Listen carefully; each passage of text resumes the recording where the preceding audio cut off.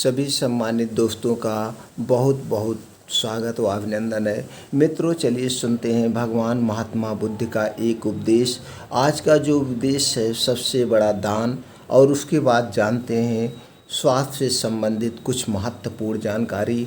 जो आज का चैप्टर है, अपने शरीर को बुढ़ापा और बीमारी से कैसे बचाएं, इस पर आज प्रकाश डालेंगे। दोस्तों, आज का ज्ञान बहुत ही महत्वपूर्ण है, तो दोस्तों इसलिए वीडियो को अंत तक देखिएगा और खुद इसके बारे में आप समझिएगा। आप विश्वास मानिए मित्रों, अगर आपने पूरा वीडियो देख लिया और बैठ कर के 5 मिनट इस पर मंथन कर लिया और इसमें जो नियम खाने के बताए गए हैं, जो डाइट बताए गए हैं, अगर आपने अपना लिया तो वास्तव में आपको शरीर में कोई बीमारी नहीं होगी। और जब हमारा शरीर बीमार नहीं होगा तो बुढ़ापा आएगा ही नहीं, आएगा ही नहीं। और दोस्तों, एक ऐसे मंत्र के बारे में जानेंगे जिस मंत्र को जान करके आप स्वस्थ और निरोग रख सकते हैं। तो चलिए पहले उपदेश को सुनते हैं। कई दिनों के विहार के बाद भगवान बुद्ध मगध की राजधानी राजगृह से प्रस्थान करने वाले थे। लोगों को जब यह पता चला तो वह उनके लिए भेंट आदि लेकर उनके दर्शनों के लिए आने लगे। अपने शिष्यों के साथ बैठे हुए बुद्ध लोगों की भेंट स्वीकार कर रहे थे। सम्राट बिंबिसार ने उन्हें भूमि, खाद्य, वस्त्र, वाहन आदि प्रदान किए। नगर सेठों ने भी धन, धान्य और सुवर्ण आभूषण उनके चरणों में अर्पित कर दिए। सभी के दान को स्वीकार करने के लिए बुद्ध अपना दायां हाथ उठाकर स्वीकृति इंगित कर देते थे। भीड़ में एक वृद्ध भी थी। वह बुद्ध से बोली, भगवान, मैं बहुत निर्धन हूँ, मेरे पास आपको देने के लिए कुछ भी नहीं है। आज मुझे पेड़ से एक आम गिरा हुआ मिल गया, मैं उसे खा रही थी, तभी मैंने आपके प्रस्थान करने का समाचार सुना। उस समय तक मैं आधा आम खा चुकी थी। मैं भी आपको कुछ अर्पित करना चाहती हूँ, लेकिन मेरे पास इस आधे खाए हुए आम के सिवा कुछ भी नहीं है। इसे ही मैं आपको भेंट करना चाहती हूँ, कृपया मेरी भेंट को स्वीकार करें। वहाँ उपस्थित अपार जन समुदाय, राजा, महाराजाओं और सेठों ने देखा कि भगवान बुद्ध अपने आसन से उठकर नीचे आए और उन्होंने दोनों हाथ फैलाकर वृद्ध का आधा आम स्वीकार किया। सम्राट बिंबिसार ने चकित होकर बुद्ध से पूछा, भगवान, एक से बढ़कर एक अनुपम और बहुमूल्य उपहार तो आपने केवल हाथ हिलाकर ही स्वीकार कर लिए, लेकिन इस बुढ़िया के जूठे आम को लेने के लिए आप आसन से नीचे उतर कर आ गए। इसमें ऐसी कौन सी विशेषता है? भगवान बुद्ध मुस्कुराकर बोले, इस वृद्ध ने मुझे अपनी समस्त पूंजी दे दी है। आप लोगों ने मुझे जो कुछ भी दिया है वह तो आपकी संपत्ति का कुछ अंश ही है, और उसके बदले में आपने दान करने का अहंकार भी अपने मन में रखा है। इस वृद्धा ने मेरे प्रति अपार प्रेम और श्रद्धा रखते हुए मुझे सर्वस्व अर्पित कर दिया है, फिर भी उसके मुख पर कितनी नम्रता और करुणा है। तो दोस्तों, दान आपने देखा भगवान महात्मा बुद्ध की वाणी में, शब्दों में, विचारों में क्या गहराई थी। दोस्तों, इस कहानी से आपको क्या ज्ञान प्राप्त हुआ, हमें कमेंट सेक्शन में ज़रूर बताएं। अब मित्रों, हम चलिए जानते हैं वो कौन से नियम हैं, वो कौन सी चीज़ें हैं जिसे हम अपना सकते हैं। दोस्तों, उसके पहले एक विचार शेयर करेंगे, फिर लास्ट में आपको मंत्र के बारे में विचार करेंगे। दोस्तों, जैसे हम जानते हैं, ये हमारा शरीर है, ये हम अपने शरीर के सबसे बड़े डॉक्टर खुद है। बस इतने जागरूक रहने की ज़रूरत है कि आपके शरीर में कब क्या बदलाव हो रहा है और प्रकृति का क्या नेचर है, उस नेचर के हिसाब से आपको अपने आप को ढालना है। अपने आप को हमेशा चुस्त फुर्त रखना है। योगा, मेडिटेशन, जो कुछ भी आप कर सकें, हमेशा आप चुस्त फुर्त रहिए, चिंता मुक्त जीवन बिताइए। और आपके शरीर में अगर सर दर्द हो रहा है, आपको फीवर हो गया, तो आप तुरंत, फीवर क्यों हुआ, आपने क्या कुछ ऐसा उल्टा सीधा मौसम के विपरीत किया, नेचर के विपरीत ऐसा कोई काम किया कि आपको फीवर हो गया, या मौसम चेंज हो रहा है, किस कारण से फीवर हुआ। आप उस कारण की गहराई तक जाइए, डॉक्टर के पास जाने के पहले उस गहराई तक जाइए। देखिए दोस्तों, फीवर जो होता है और सर दर्द जो होता है, ये दोनों कोई बीमारी नहीं है, ये बीमारी के लक्षण है। वो प्रकट होता है कि आपके शरीर में कहीं ना कहीं कोई इन्फेक्शन है। अगर वायरल फीवर है तो वायरल फीवर आप नॉर्मल पैरासीटामॉल लेकर ही ठीक कर सकते हैं, या कुछ काढ़ा बना करके आप पी लेंगे, 2 से 3 दिन में वायरल फीवर स्वतः ठीक हो जाएगा। इसमें कोई एंटीबायोटिक लेने की ज़रूरत नहीं होती है। अगर ये फीवर नहीं ठीक हो रहा 2 से 3 दिन में, तो आपको जांच कराने की ज़रूरत होगी, क्या कारण है कि जो फीवर नहीं ठीक हो रहा है, कहीं ना कहीं कोई इन्फेक्शन है। ऐसे सर दर्द है तो सर दर्द कोई बीमारी नहीं है। सर दर्द बीमारी के लिए आपको आगाह करता है कि आपके शरीर में कहीं ना कहीं कोई दिक्कत है, गैस एसिडिटी बन गया, आपका पित्त बन गया है, क्या हो गया, ये लक्षण है। तो आप तुरंत उसकी गहराई तक जाइए। ये तो आप अपना हमेशा अलर्ट रहिए।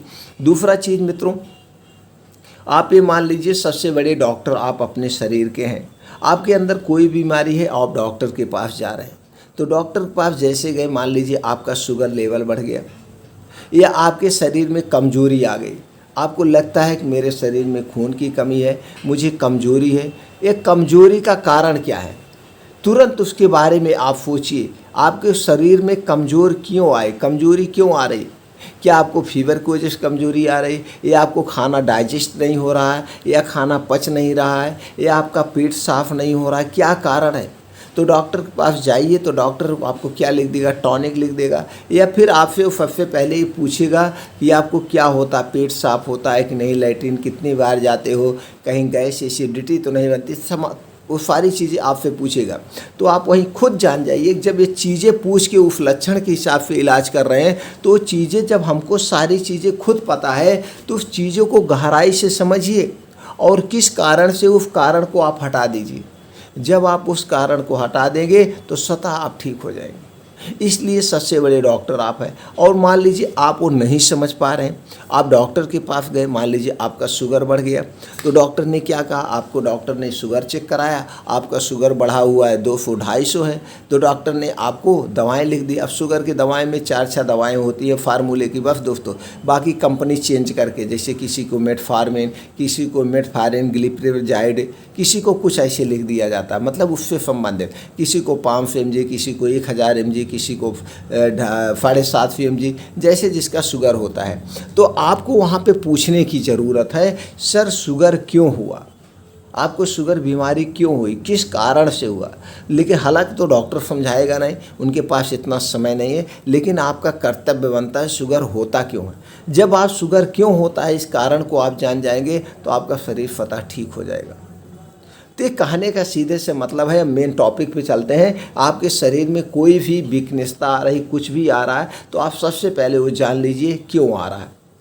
और दोस्तों, आज के समय में इतनी रासायनिक खादें पड़ रही हैं, जिससे हमें न्यूट्रिएंट सही मात्रा में नहीं मिल पाता है। जब हमें न्यूट्रिएंट सही मात्रा में नहीं मिल पाएगा, तो हमारा शरीर स्वस्थ कैसे रहेगा। तो हमें कुछ ऐसे डाइट अपने डेली रूटीन में लाना चाहिए, जिससे हमें वो न्यूट्रिएंट्स मिलते रहें। जब हमें पूर्ण रूप से न्यूट्रिएंट्स मिलते रहेंगे, तो हमारा शरीर स्वस्थ और निरोग रहेगा। तो दोस्तों, उसी पे बताते हैं कि आपको क्या क्या नियमों का पालन करना है। अगर आप बीमारी से बचना चाहते हैं, बुढ़ापे से बचना चाहते हैं, तो आपको प्राकृतिक नियमों का पालन करना ही करना होगा। प्रकृति के क्या नियम है, इससे संबंधित वीडियो दोस्तों पढ़िए, आप देख लीजिए। फिर भी शॉर्टकट में बताते हैं। प्राकृतिक नियम यही है, आपको रात में 10 बजे से 11 बजे तक लेटेस्ट सो ही जाना है, आज के लाइफ स्टाइल के हिसाब से। अगर वैसे नियम की बात करें दोस्तों, हमें 9 बजे तक सो ही जाना है। तो दोस्तों जब 10 से 11 बजे आप सो जाएंगे तो सुबह आपको जो है नींद 4 से 5 बजे खुल जाएगी। 5 से 6 घंटा सोना, इससे ज़्यादा नहीं सोना है। 5 से 6 घंटे आप 5 से 6 घंटे सोएंगे, 4 से 5 बजे उठिए। 4 से 5 बजे उठने के बाद सबसे पहला काम है बासी मुंह को धुलना नहीं है, साफ़ नहीं करना है। ये जो मुंह में लार है ये आपके लिए अमृत है। आप जाइए, तुरंत जाइए किचन में जाइए, पानी गर्म करिए, 3 से 4 गिलास गुनगुना पानी गर्म कीजिए और बैठकर आराम से घूंट घूंट उस पानी को पीना। आराम से पीजिए, जल्दबाजी कुछ नहीं है। घूंट घूंट करके पानी पीजिए, सिप सिप करके पीजिए, जैसे चाय पी जाती है। जब इस तरह से पानी पिएंगे तो हर घूंट के साथ ये लार सलाइवा आपके पेट में जाएगी और आपका पेट डिटॉक्स हो जाएगा, पेट पूर्ण रूप से आपका साफ हो जाएगा। तो इस पानी पीने के बाद आप कम से कम 1000 कदम टहल लीजिए। जब 1000 कदम आप टहल लेंगे तो ऊपर से प्रेशर बनेगा और जैसे ही आप लैट्रिन में जाएंगे आपका पेट खुलकर साफ़ हो जाएगा। अब फिर यहाँ के बाद आप ये सारी प्रक्रिया करने के बाद आपको 5 बजे घर छोड़ ही देना है। 5 बजे अपना घर छोड़कर आप चले जाइए बाहर आसमान के नीचे, खुले आसमान के नीचे। वहीं पे आपको योगा, प्राणायाम, एक्सरसाइज करना है। मॉर्निंग वॉक दोस्तों 5 किलोमीटर करना है, 5 से 6 किलोमीटर। और इस 5 से 6 किलोमीटर मॉर्निंग वॉक में आपका जो समय लगेगा उस समय आप 25 से 20 मिनट में इसे कवर कर लीजिएगा। और जब तेज़ मॉर्निंग वॉक आप चलेंगे तो आपका हार्ट बहुत तेज़ पंप करेगा और जितने तेज़ आपका हार्ट पंप करेगा उतने तेज़ ब्लड सर्कुलेशन आपके शरीर में होगा। तो कहीं पे गंदा कोलेस्ट्रॉल है, खून में कहीं कुछ कचड़े हैं, जब हार्ट खूब तेज़ पंप करेगा तो जैसे दोस्तों नाली में से पानी जाता है, जब तेज़ पानी जाएगा तो छोटे छोटे जो कण नाली में रहे वो सब बहाव में बह जाएंगे। उसी तरह से जब आपका हार्ट खूब तेज़ एक आध बार दौड़ लेंगे तो तेज़ जब हार्ट पंप करेगा तो ब्लड सर्कुलेशन उतने तेज नाड़ियों में दौड़ा होगा तो ये पसीने के माध्यम से जो कचड़े सचड़े सब निकल जाएंगे। तो कभी भी आपको heart attack, blood pressure, blood circulation नहीं होगा। तो 5 से 6 किलोमीटर मॉर्निंग वॉक करना है। अब वहीं फील्ड में बैठ करके, खुले आसमान में बैठकर, और मॉर्निंग वॉक दोस्तों नंगे पाँव करना है, मिट्टी पे और जहाँ पे घास फूस हो। अब घास फूस पे जब आप मॉर्निंग वॉक करेंगे तो आसमान से ओस की बूंदें पड़ती है रात में, और यही ओस की बूंदें आपके पैर के तलवे में लगेंगी, जिससे आपका प्रकृति से जुड़ाव होगा और आपके शरीर में एक सकारात्मक ऊर्जा का संचार होगा। आपको एक अलग शक्ति का आभास होगा। तो दोस्तों वहीं पे नंगे पाँव आप चलिए, मॉर्निंग वॉक करिए। नंगे पाँव चलने के बहुत सारे फ़ायदे हैं। आपकी आँखों की रोशनी तेज होगी, कभी भी आँखों से संबंधित कोई बीमारी आपको होगी ही नहीं, कभी नहीं होगी। तो दोस्तों आपको मॉर्निंग वॉक करना है 5 से 6 किलोमीटर। अब वहीं बैठ करके आपको कुछ योगा एक्सरसाइज करना है। योगा में दोस्तों अनुलोम विलोम 20 से 25 मिनट करना है। अगर आप अनुलोम विलोम करते हैं तो आपके नस नस में, नाड़ी नाड़ी में, दिमाग तक ऑक्सीजन का संचार हो जाएगा। आपको कभी भी नाड़ी से संबंधित ब्लड प्रेशर और दोस्तों एक पैरालिसिस जो बीमारियां हो तो कभी नहीं आपको होगी। अब उसके बाद वहीं बैठ के 15 से 20 मिनट आप कपालभाति करेंगे। अब जब कपालभाति करते हैं तो दोस्तों इससे क्या होता है, आपका पेट से संबंधित कोई बीमारी नहीं होगी। अगर पेट से संबंधित कोई बीमारी है भी जड़ से ख़त्म हो जाएगी। कपालभाति के इतने सारे फायदे हैं, अगर जिसने यही 2 योगा रोज कर लिया, यही 2 योगा, कपालभाति, अनुलोम विलोम, तो कोई योगा नहीं कर रहा तो भी दोस्तों वह स्वस्थ और निरोग रहेगा। उससे कभी blood pressure, blood sugar, heart attack, पेट से संबंधित कोई बीमारी, कब्ज से संबंधित कोई बीमारी नहीं होगी, फतह ठीक हो जाएगी। अब ये करने के बाद वहीं आपको शीर्षासन कर लीजिएगा। शीर्षासन के मित्रों बहुत फ़ायदे हैं। अगर आप शीर्षासन करते हैं तो आपको दोस्तों कभी भी बाल नहीं टूटेंगे, बाल नहीं पकेंगे, बहुत फ़ायदेमंद है। जब पैर ऊपर करके आप शीर्षासन करते हैं तो पूरा ब्लड आपके मस्तिष्क तक उसका संचार हो जाता है। अब वहीं पे आप प्राणायाम कर लीजिए, सूर्य प्राणायाम करिए, जो और एक्सरसाइज करना है आप करिए। अब दोस्तों जब 5 से 7 बजे आप उसी सूर्य की धूप में बिताएंगे तो सूर्य की धूप में जो किरणें हैं ना दोस्तों, इसमें विटामिन डी, कैल्शियम प्रचुर मात्रा में पाया जाता है। विटामिन D3 और कैल्शियम प्रचुर मात्रा में पाया जाता है। आपको कभी भी विटामिन D3 और कैल्शियम का एक्स्ट्रा सप्लीमेंट्री नहीं लेना पड़ेगा, कोई एक्स्ट्रा डाइट नहीं लेना पड़ेगा। सबसे ज़्यादा सूर्य की धूप में विटामिन डी पाया जाता है। तो हड्डी से संबंधित कोई आपको कभी समस्या नहीं होगी, कभी भी हड्डी से संबंधित समस्या नहीं होगी और आपका इम्यूनिटी बूस्टर स्ट्रांग बना रहेगा। आपको सर्दी जुखाम बुखार वायरस, कोई वायरस अटैक ही नहीं कर सकता है, कोई वायरस नहीं अटैक करेगा। तो आपको वहीं पे 2 घंटे बिताना है। जब आप वहाँ पे 2 घंटे बिताएंगे तो दोस्तों आप स्वस्थ और निरोग बने रहेंगे। 2 घंटे वहीं पे बिताना है, स्वस्थ और निरोग बने रहेंगे। तो वहाँ से आने के बाद अब ये प्रक्रिया हो गई, आप योगा एक्सरसाइज कर लिए, आपको कर लिए, अब एक वहीं पे मंत्र पढ़ना है। लेकिन उसके पहले आप जान लीजिए दोस्तों, चिंता मुक्त जीवन बिताना है। चिंता मुक्त, कोई चिंता आपको नहीं करना है। आप जितने चिंता मुक्त जीवन बिताएंगे वो उतना स्वस्थ और निरोग रहेंगे, स्वस्थ और निरोग रहेंगे। तो दोस्तों आपको क्या करना है, अब वहाँ के बाद आपको मंदिर 2 मंत्र होता है दोस्तों, एक मन, 2 मन होता है, एक चेतन मन और एक अचेतन मन, जिसे इंग्लिश में कहते हैं कॉन्शियस माइंड और सब कॉन्शियस माइंड। तो दोस्तों आपका जो ये सब कॉन्शियस माइंड है ये कुछ नहीं जानता है, इसे जो आप दिखाएंगे वही देखता है, वही देखता है। जैसे इमली का पेड़ है, आप कह दीजिए आम का पेड़ है, तो ये सब कॉन्शियस माइंड कहेगा नहीं ये आम का पेड़ है, और जब तक आप उसका नाम नहीं चेंज करेंगे वो आम के पेड़ को इमली का पेड़ कहेगा, इमली के पेड़ को आम का पेड़ कहता रहेगा। इसलिए इसे हमेशा आप पॉजिटिव शब्द दीजिए, नेगेटिव कभी मत सोचिएगा। अगर आप 40 साल के हैं तो ये सोचिए मैं अभी 20 साल का हूँ, यानी कि उम्र से 20 साल कम का ही इसको दीजिए। और हमेशा आप पॉजिटिव सोचिए, मैं अभी यंग हूँ, मैं जवान हूँ, मेरे अंदर अथाह शक्ति है, मेरी आँखों की रोशनी बहुत तेज़ है, मेरा लीवर बहुत स्ट्रांग है, मेरा लीवर पत्थर तक को पचा सकता है। ये सारी पॉजिटिव थिंकिंग देना है, इसे कभी भी नेगेटिव शब्द मत दीजिए। इतना प्रक्रिया आपने कर लिया, इन नियमों का पालन कर लिया, तो दोस्तों और खाना खाने के नियमों का पालन करना है। खाना खाना सबसे ज़्यादा महत्वपूर्ण है दोस्तों। अपने खाने में हरी साग सब्जियाँ लाइए, ये सीजन वाइज जितनी भी साग सब्जियाँ खूब जम के खाइए, फल फूल सीजन वाइज खूब जम के खाइए, ड्राई फ्रूट्स खाइए, जो पैसे हो बजट के हिसाब से। ये नहीं कि आप सब कुछ खाने पे लगा दे, अपने बजट के हिसाब से फाइबर युक्त खाना खाइए। खाना हमेशा 70% सजीव वस्तुएं खाइए, 10% निर्जीव वस्तुएं खाइए। खाना हमेशा भूख से 70% ही खाइए, भर पेट कभी खाना मत खाइए।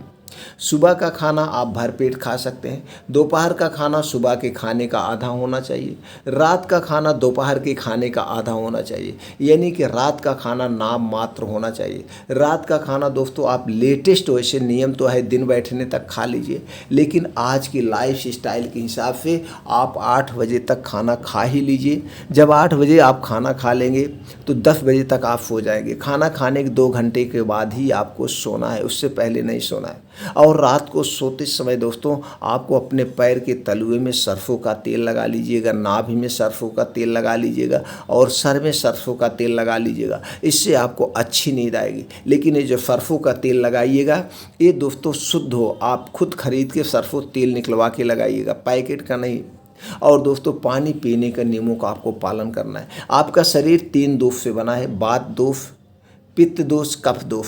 वात पित्त कफ को कैसे मेंटेन रखें इससे संबंधित वीडियो पड़ी है, आप देख लीजिएगा दोस्तों। अगर आपका ये 3 दोष बैलेंस में रहेगा, ये 3 दोष नहीं बिगड़ेगा तो आपके शरीर में कोई रोग नहीं होता है। वात दोष बिगड़ने से आपके शरीर में 80% बीमारियां होती हैं, पित्त दोष से 15% बीमारियां होती हैं और कफ दोष से 5% बीमारियां होती हैं। इसलिए इसे अपना बैलेंस बना के रखिएगा। और एक चीज़ और याद रखिएगा, खाना खाते समय पानी कभी मत पीजिएगा।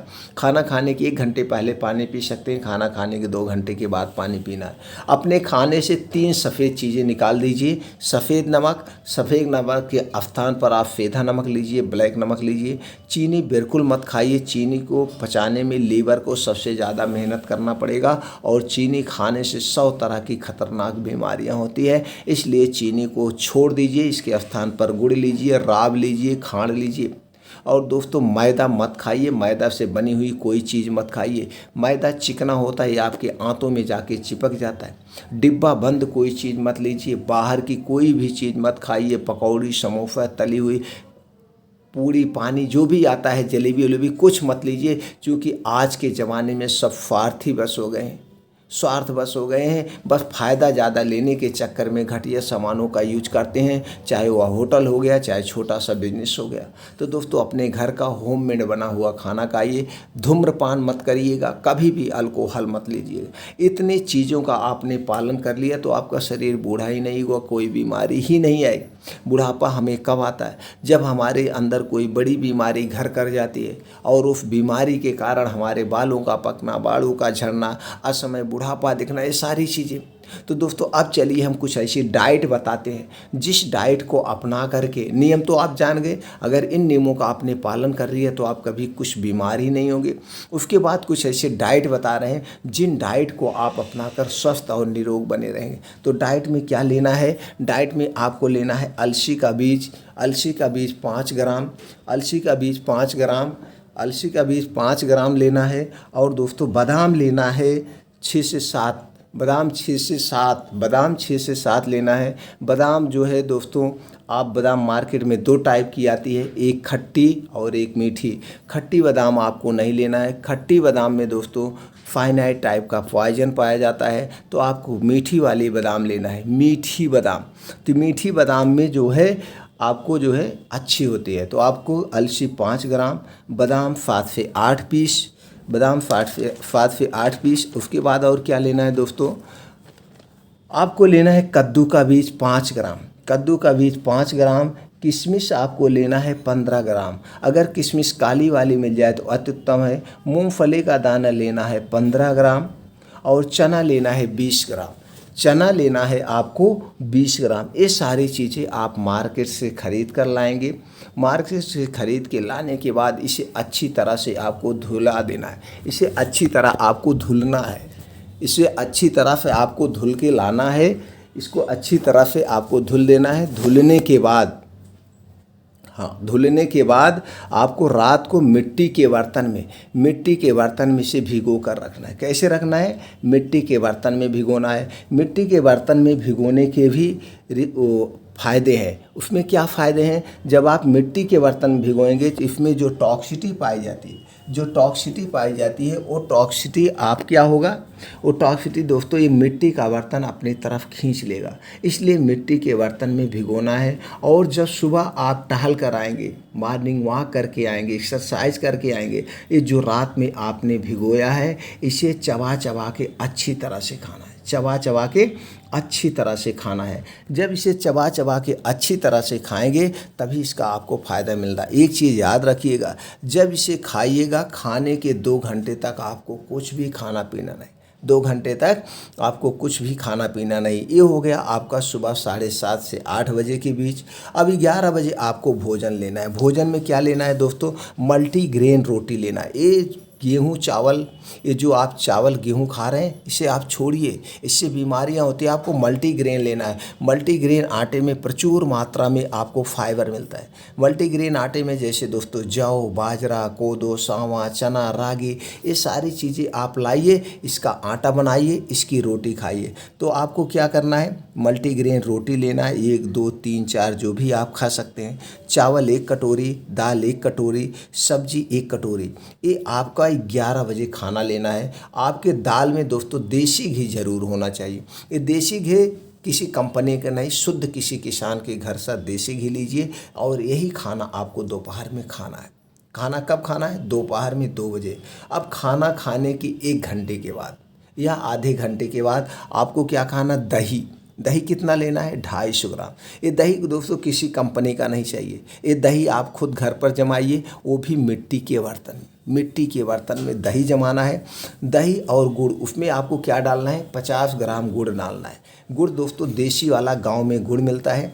50 ग्राम गुड़ और दही, इसमें बहुत सारे दोस्तों ताकत हो जाएंगे। अब दही में क्या पाया जाता है? लैक्टोबैसिलस बैक्टीरिया पाया जाता है जो आपके लीवर को स्ट्रांग और हेल्थी बनाता है। और जब इसमें गुड़ मिल जाता है तो इसकी शक्ति ज़बरदस्त हो जाती है।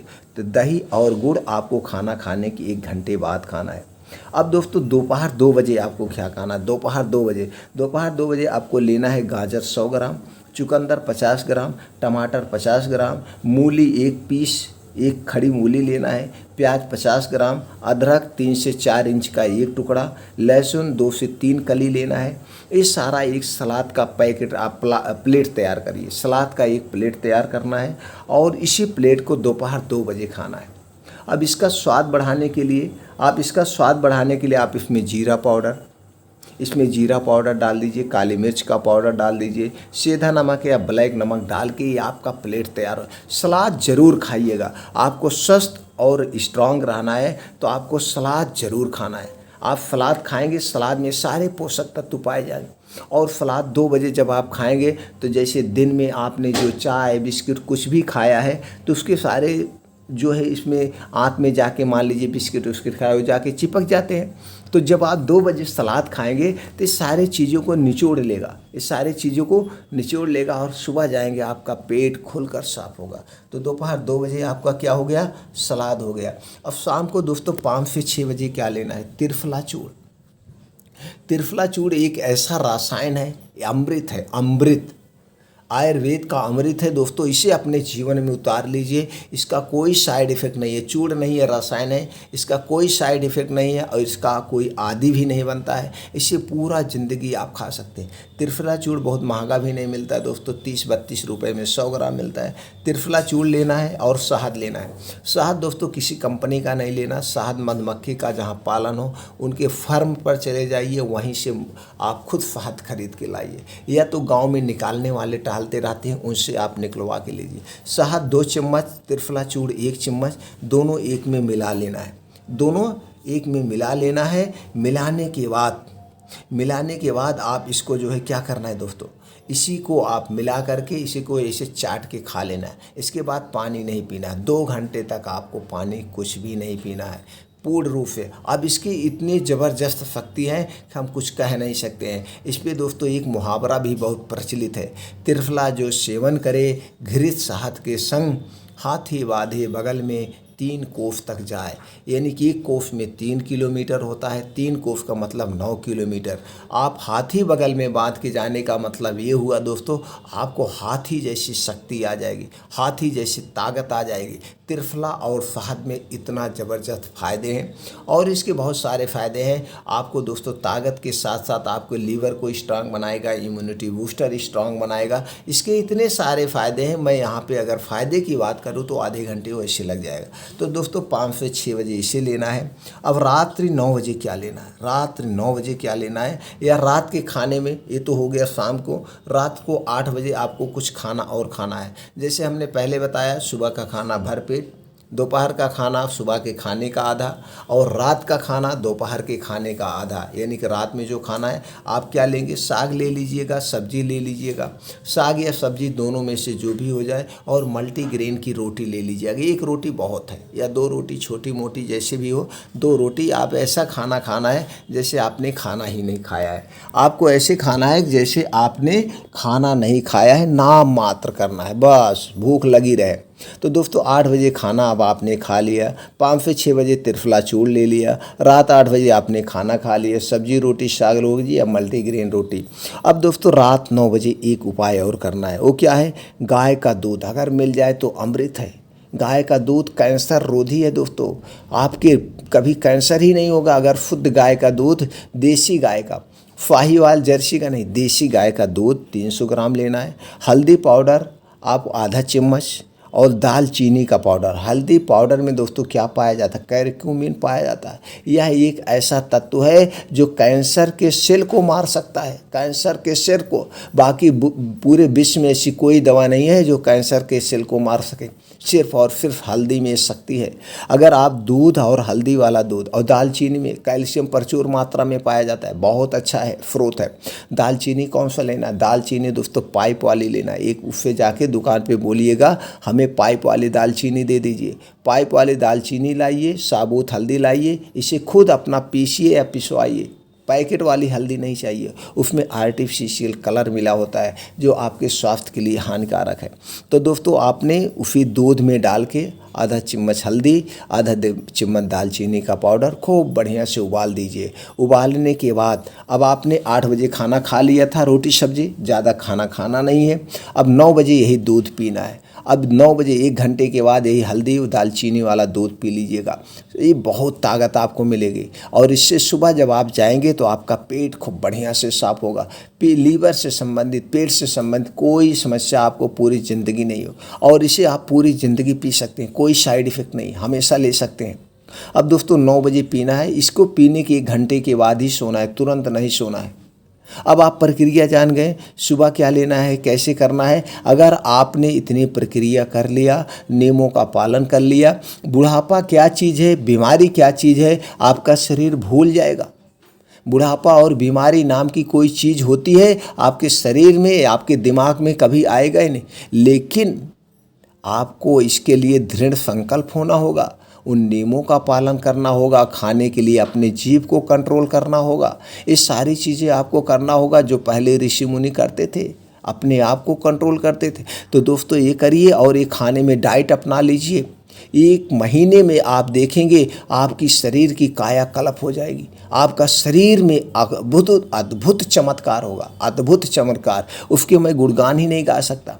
1 महीने बाद खुद आप कमेंट सेक्शन में आप हमें बताएंगे, सर हमें बहुत अच्छा रिस्पांस मिला। आपके शरीर से छोटी मोटी जो भी बीमारियां सब छूमंतर हो जाएगी, कोई बीमारी ही रह ही नहीं जाएगी, कोई बीमारी नहीं रह जाएगी। और अगर आपके शरीर में कोई बीमारी है भी नहीं तो बीमारी आएगी भी नहीं। बालों का टूटना, अब देखिए दोस्तों बहुत सारे लोग तेल बेचते हैं, महंगा महंगा तेल बेचते हैं, बाल नहीं टूटेंगे, बाल नहीं पकेंगे, ऐसा कुछ नहीं होगा। तेल लगाने, शैम्पू लगाने से बालों का टूटना, बालों पर पकना नहीं रुकता है। जब आपको न्यूट्रिएंट ही नहीं मिलेगी, आपको पोषक तत्व चाहिए, न्यूट्रिएंट्स चाहिए, तो दोस्तों ये आपको अंदरूनी मिलेगा, अंदर नेचुरल मिलेगा, आप स्वस्थ और निरोग बने रहेंगे। तो दोस्तों ये वीडियो ज़्यादा से ज़्यादा मित्रों तक शेयर कर दीजिए, ज़्यादा से ज़्यादा जितना आप कर सकते हैं। आपके मोबाइल में जितना कॉन्टैक्ट नंबर है, शेयर बटन पे जाकर मित्रों तुरंत शेयर कर दीजिए। सब लोग इस जानकारी को अपनाएं, स्वस्थ और निरोग रहें, पूरा विश्व देश हमारा स्वस्थ और निरोग बन जाए। आज हमारे आपके